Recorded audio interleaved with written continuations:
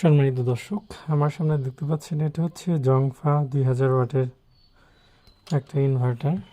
আমার লাইফে এত জটিলতায় কখনো পড়ি নাই। এই ইনভার্টারটা ঠিক করতে যতটা বেগ পোহাতে হয়েছে, শুনলে বিশ্বাস করবেন কি না, এই ইনভার্টারের পেছনে প্রায় 8 থেকে 10 ঘন্টার মতো আমার সময় লেগে গেছে জাস্ট একটা বিষয় ফাইন্ড আউট করতে। এটার যদিও এসএমপিএস সেকশনের সমস্যা ছিল, তারপর কুলিং ফ্যানটা অলওয়েজ ঘুরতো, এগুলো কোনো বিষয় না। কিন্তু মেইন যে সমস্যাটা ছিল সেটা হচ্ছে, আমি একটু বলি, এই আমাদের এটা দিয়ে হচ্ছে ইন্ডাকটিভ লোডগুলো চলতো না, বাট রেজিস্টিভ লোডগুলো চলতো। আমি এটা আপনাদেরকে ভোল্টেজ এটা অলরেডি ফিক্সড করে ফেলেছি।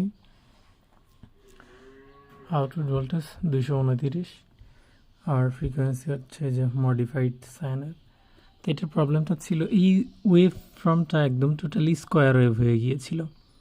এই অর্ধেকটুকুন ছিল আর অর্ধেকটুকুন হচ্ছে হারিয়ে গিয়েছিল।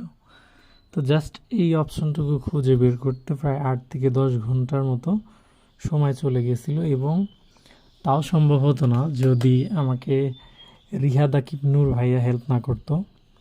উনি প্রায় 1 থেকে 1.5 ঘন্টার মতো আমার সাথে সরাসরি কানেক্ট থেকে এটার সমাধান করে দিয়েছেন। মানে কি বলবো ভাইয়াকে অসংখ্য ধন্যবাদ। তো এটা খুবই একটা জটিল প্রসেস ছিল এই জিনিসটা বের করা। তো যাই হোক, আলহামদুলিল্লাহ এটা কমপ্লিট করতে পেরেছি। আর এটা হচ্ছে অল এভরিথিং ওকে। এই যে এটা হচ্ছে বিদ্যুতের লাইন, এটা আমরা দিয়ে দিই।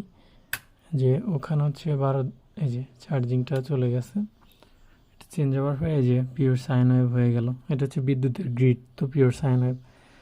আর ওইদিকে হচ্ছে 13.7। এটা যখনই বন্ধ করে দিব, ওই যে ভোল্টেজটা অটোমেটিক কমে গেল। এটা ব্যাটারি ওয়েভটা হচ্ছে স্কোয়ার ওয়েভ হয়ে গেল। এখানে ফ্রিকোয়েন্সি 52 এই যে এটা অল এভরিথিং ওকে আছে। যাই হোক, সমস্যা নেই, আলহামদুলিল্লাহ এটা করতে পেরেছি। এখন এটা রেডি করে ভাইয়াকে পাঠিয়ে দেবো ইনশাল্লাহ।